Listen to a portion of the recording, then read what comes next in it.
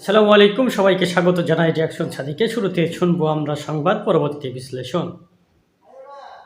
কেন রাজাকারদের লিস্টটা সঠিকভাবে করিনি? রাজাকারদের লিস্টটা যদি সঠিকভাবে করতাম তাহলে সমস্ত কিছুর সমাধান হয়ে যেত।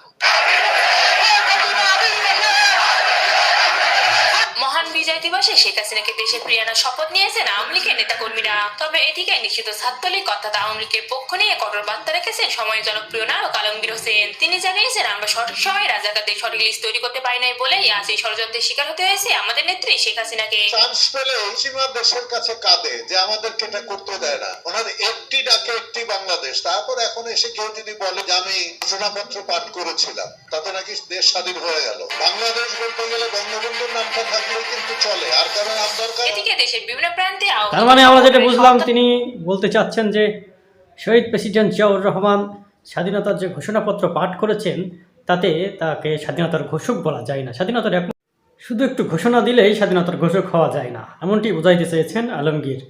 সেই আলমগীর এখন কোথায়?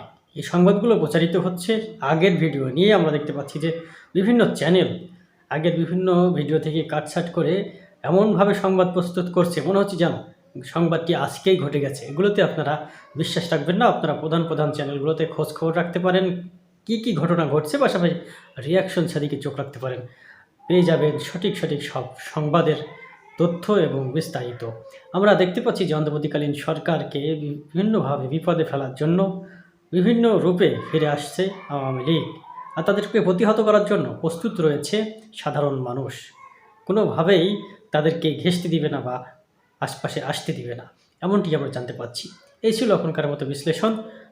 অবশ্যই ভিডিওটি ভালো লাগলে লাইক, কমেন্ট, শেয়ার করবেন, সেই সাথে চ্যানেলটি সাবস্ক্রাইব করে সঙ্গে থাকবেন। ধন্যবাদ।